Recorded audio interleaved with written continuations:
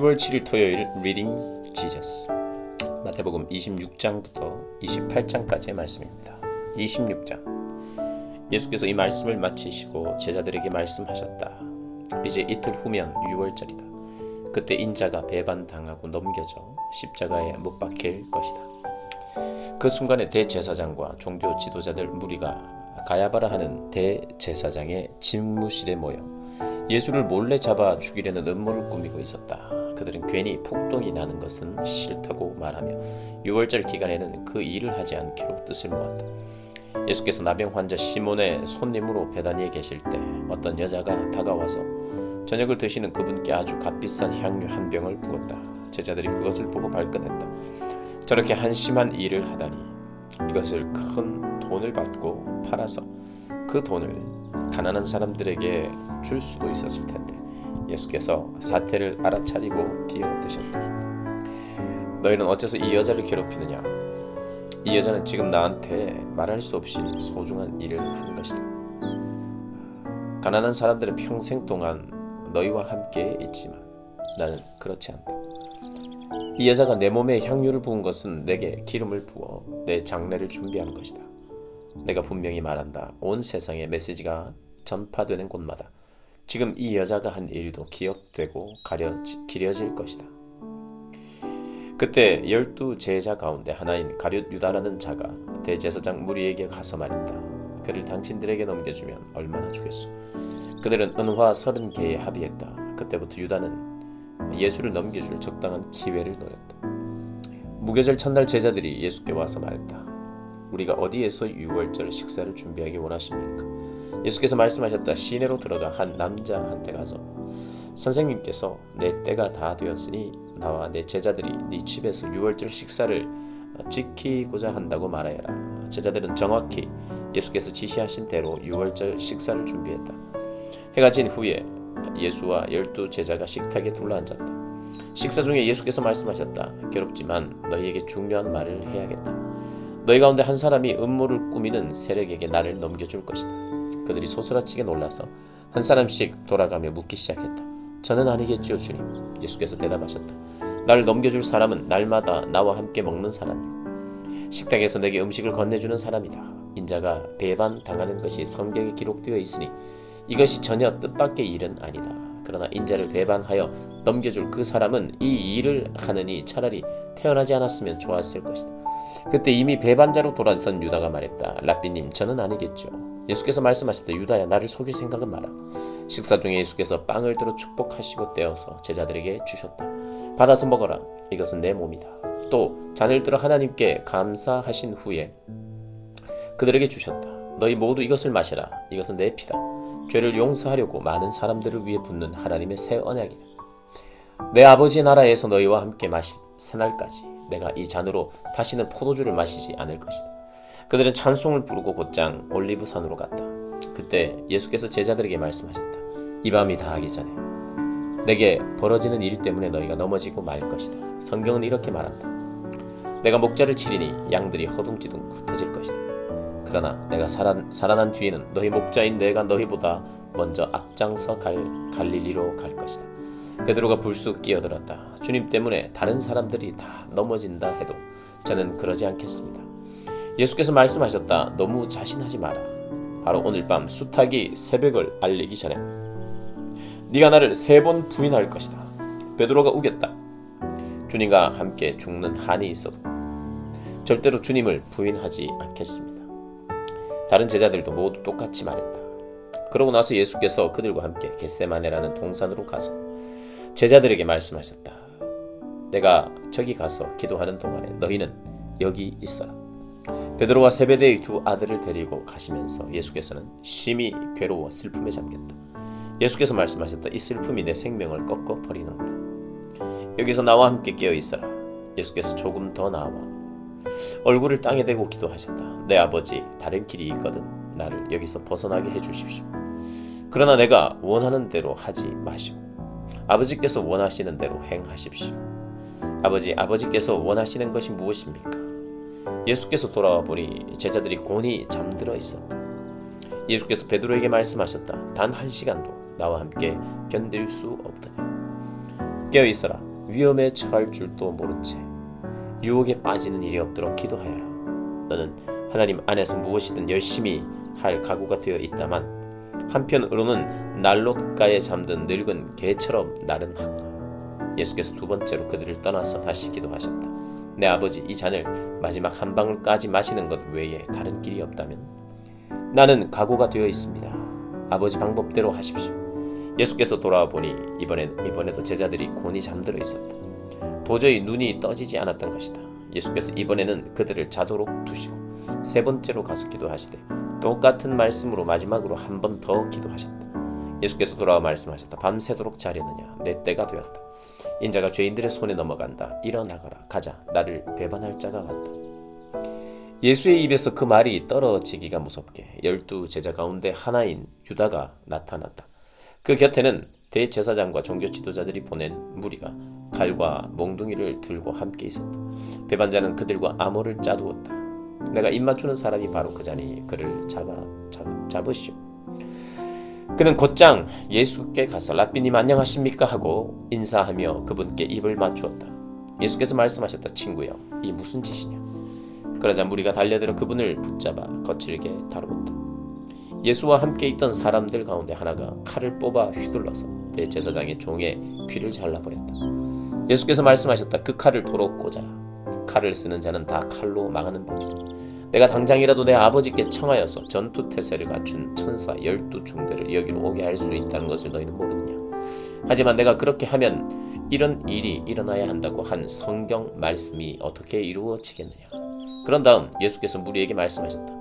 내가 위험한 범죄자라도 되는 것처럼 칼과 몽둥이로 나를 잡으러 오다니 이게 무슨 짓이냐?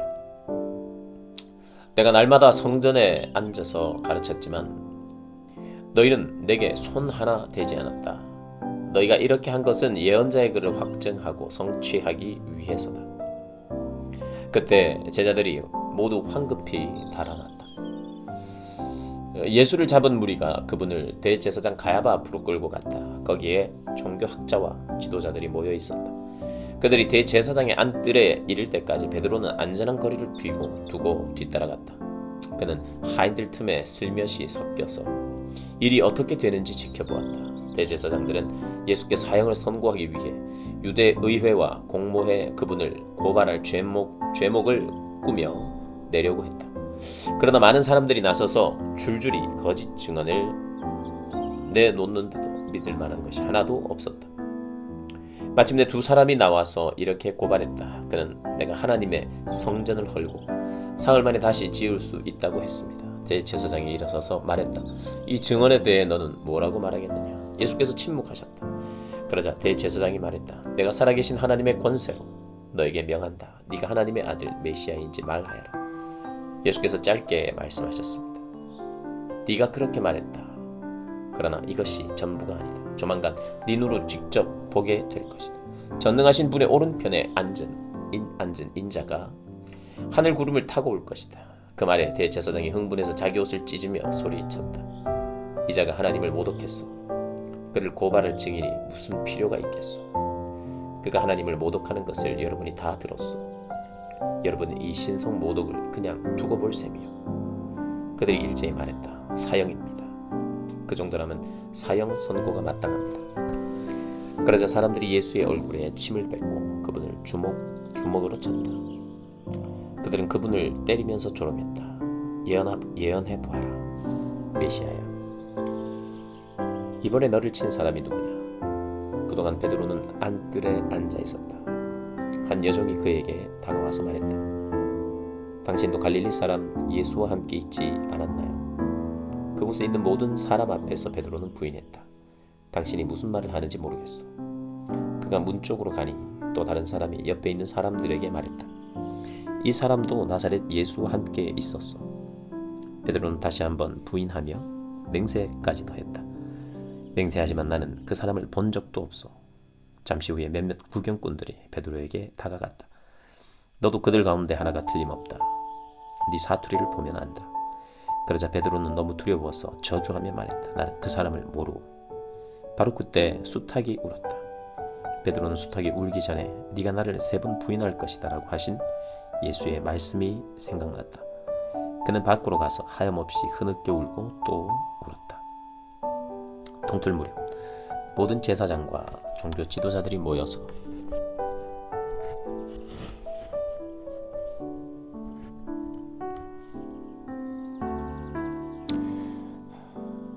예수를 죽일 모의를 마무리 지었다.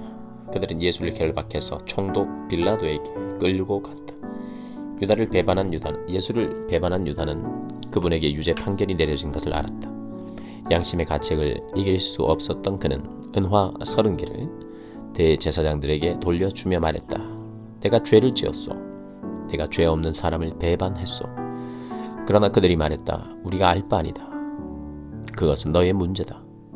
유다는 은화를 성전 안에 던지고 떠났다. 그는 밖으로 나가서 목을 메어 죽었다. 대제사장들이 은화를 집어들었으나 그것을 어떻게 처리해야 할지 막막했다. 살인의 대가로 받은 이 돈을 성전에 헌금으로 바치는 것은 옳지 않소. 그들은 그 돈으로 토기장의 밭을 사서 노숙자의 묘지로 쓰기로 결정했다. 그래서 그 밭에 살인의 밭이라는 이름이 붙었고 지금까지도 그렇게 불리고 있다. 그리하여 예레미야의 말이 현실이 되었다. 그들이 은화 30개, 이스라엘 자손이 값을 매긴 이에 몸값을 받아서 그것으로 토기장의 밭을 샀다. 그들은 자신들도 모르게 하나님의 지시에 정확히 따랐던 것이다. 예수께서 총독 앞에 서자 총독이 물었다. 네가 유대인의 왕이냐? 예수께서 말씀하셨다. 네가 그렇게 말하면 그렇다. 그러나 대제사장과 종교 지도자들이 맹렬하게 고발을 퍼부을 때 예수께서는 아무 말씀도 없으셨다. 빌라도가 예수께 물었다. 저 긴 고발 목록이 들리느냐? 뭐라고 말해야 하지 않겠느냐? 예수께서는 침묵을 지킬 뿐 그 입으로 한마디 말도 하지 않으셨다. 이것은 총독에게 아주 깊은 인상을 남겼다. 명절 중에는 무리가 지명하는 죄수 하나를 총독이 사면해준 오랜 관례가 있었다. 때마침 예수 바라바라 하는 익명 높은 죄수가 감옥에 수감되어 있었다. 빌라도가 무리 앞에서 말했다. 여러분은 내가 어떤 죄수를 놓아주기를 원하오? 예수 바라바요? 아니면 그리스도라 하는 예수요? 빌라도는 그들이 예수를 자기에게 넘긴 것이 순전히 악의에서 비롯된 일임을 알고 있었다. 재판이 아직 진행 중일 때 빌라도의 아내가 말을 전해왔다. 이 고귀한 사람을 재판하는 일에 상관하지 마세요. 내가 그 사람 꿈으로 밤새 뒤숭숭했습니다. 한편 대제사장과 종교 지도자들은 무리를 부추겨 바라바의 사면과 예수의 처형을 요구하도록 했다. 총독이 물었다. 여러분은 내가 두 사람 가운데서 누구를 놓아주기를 원하오? 그들이 말했다. 바라바요. 그럼 그리스도라 하는 예수는 내가 어떻게 하면 되겠소? 그들이 일제히 소리쳤다. 십자가에 못 박으시오. 그가 따졌다. 무슨 죄목 때문이요? 그러나 그들은 더 크게 소리쳤다. 십자가에 못 박으시오. 빌라도는 아무 성과도 없이 자칫 폭동이 나려는 것을 보고 대야에 물을 가져다가 무리가 다 보는 앞에서 손을 씻으며 말했다. 나는 이 사람의 죽음에 대한 책임에서 손을 떼겠소. 지금부터는 여러분 소관이요. 여러분이 재판관이고 배심원이요. 무리가 대답했다. 우리가 책임지겠소. 우리 자신들이 책임지겠소. 빌라도는 바라바를 사면해 주었다. 그러나 예수는 채찍질한 뒤에 십자가에 못 박도록 넘겨주었다. 총독 수하의 병사들이 예수를 총독 관저로 데리고 들어가서 부대 전체를 모아놓고 히히덕거렸다. 그들은 예수의 옷을 벗기고 빨간색 긴 겉옷을 입혔다. 그리고 가시나무로 엮은 왕관을 그분 머리에 씌웠다. 그들은 그분의 권위를 인정한답시고 오른손에 홀처럼 막대기를 쥐어 주었다. 그러고는 그분 앞에 무릎을 꿇고서 예를 갖추는 신용을 하며 조롱했다. 유대인의 왕 만세. 그들이 말했다.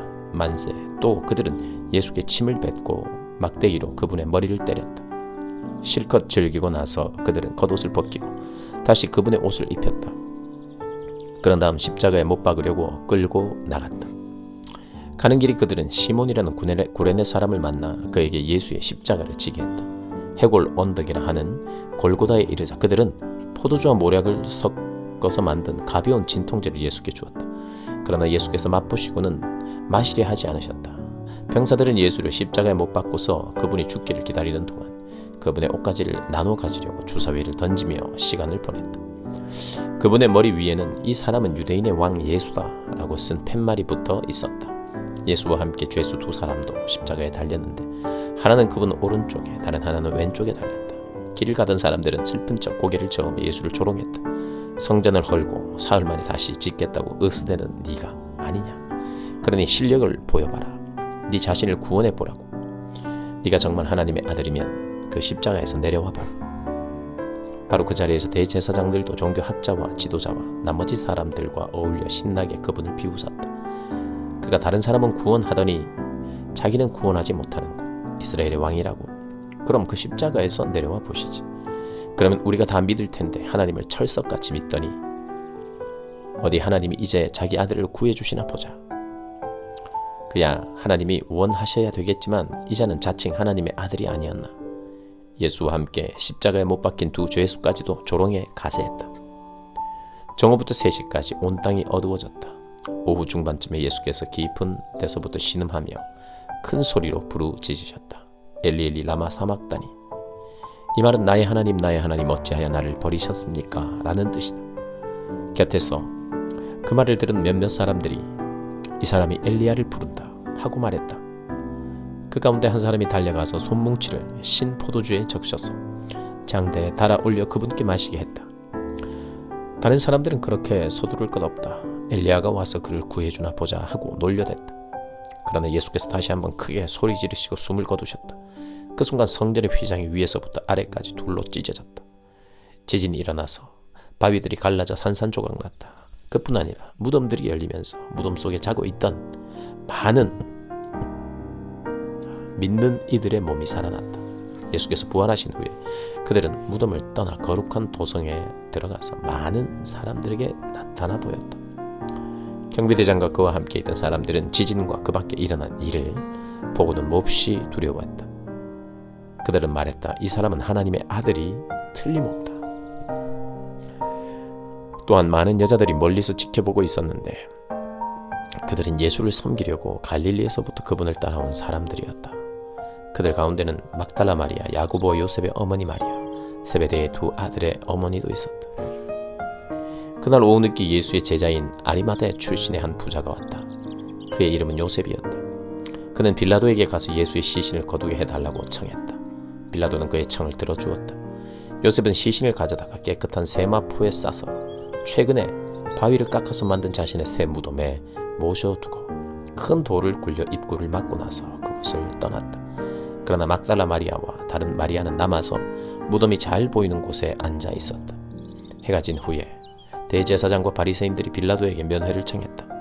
그들은 말했다. 총독님, 저 거짓말쟁이가 살아있을 적에 내가 사흘 후에 다시 살아날 것이다 하던 말이 이제야 생각났습니다. 사흘째 되는 날까지 무덤을 봉인해야 되겠습니다.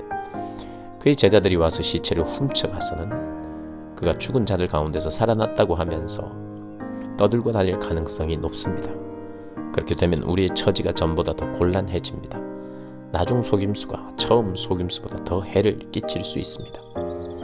빌라도가 그들에게 말했다. 당신들에게 경비대가 있을 것 아니오. 가서 힘껏 지키도록 하시오. 그들은 나가서 돌을 봉인하고 경비병을 세워 무덤을 단단히 지켰다.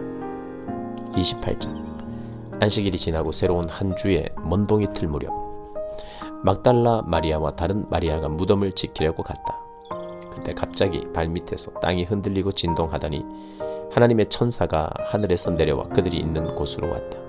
천사가 돌을 굴려내고 그 위에 앉았다. 그에게서 번개 같은 빛이 번쩍였고 그의 옷은 눈처럼 하얗게 빛났다. 무덤을 지키던 경비병들은 너무 두려웠다. 어찌나 무서웠던지 꿈쩍도 하지 못했다. 천사가 여자들에게 말했다. 조금도 두려워할 것 없다. 너희가 십자가에 못 박힌 예수를 찾는 줄 내가 안다. 그분은 여기 계시지 않는다. 그분은 말씀하신 대로 다시 살아나셨다. 와서 그분을 모셔두었던 곳을 보아라. 자, 어서 가서 제자들에게 말하여라. 그분께서 죽은 자들 가운데서 살아나셨다. 그분께서 너희보다 더 먼저 갈릴리로 가실 것이다. 너희는 거기서 그분을 뵐 것이다 하고 말하여라. 이것이 내가 전하는 소식이다. 여자들은 크게 놀라고 기쁨에 겨워 한시도 지체하지 않고 무덤을 떠났다. 그들은 제자들에게 전하려고 달려갔다. 그때 예수께서 그들을 만나셔서 그들을 멈추어 세우고 말씀하셨다. 잘 있었느냐? 여자들은 무릎을 꿇고 그분의 발을 붙잡고 경배했다. 예수께서 말씀하셨다. 너희가 있는 힘을 다해 나를 붙잡고 있구나. 그렇게 무서워하지 마라. 가서 네 형제들에게 갈릴리로 가라고 하여라. 거기서 내가 그들을 만나겠다고 전하여라. 한편 경비병들이 뿔뿔이 흩어졌으나 그 가운데 몇 사람이 도성으로 들어가서 일어난 일을 대제사장들에게 전했다. 그들은 종교 지도자 회의를 소집해 대책을 마련했다. 그들은 그에게 돈을 병사들에게 주면서 밤에 그의 제자들이 와서 우리가 잠든 사이에 시체를 훔쳐갔다고 말하도록 매수했다. 그러고는 너희가 근무 중에 잤다는 말이 혹시 총독에게 들어가더라도 우리가 문책을 면하게 해주겠다며 그들을 안심시켰다. 병사들은 뇌물을 받고서 그들이 시킨 대로 했다. 유대 최고의회에서 날조해낸 그 이야기가 지금까지도 나돌고 있다. 한편 갈릴리로 떠난 11제자는 예수께서 다시 만날 장소로 정해 주신 산으로 향했다. 예수를 뵙는 순간에 그들은 그분께 경배했다. 그러나 경배하기를 망설이며 그분께 자신의 인생을 완전히 걸어야 할지 확신하지 못하는 사람들도 있었다. 이에 아랑곳하지 않고 예수께서 곧바로 이렇게 지시하셨다. 하나님께서 내게 주신 권세와 명령으로 너희에게 이 일을 맡긴다.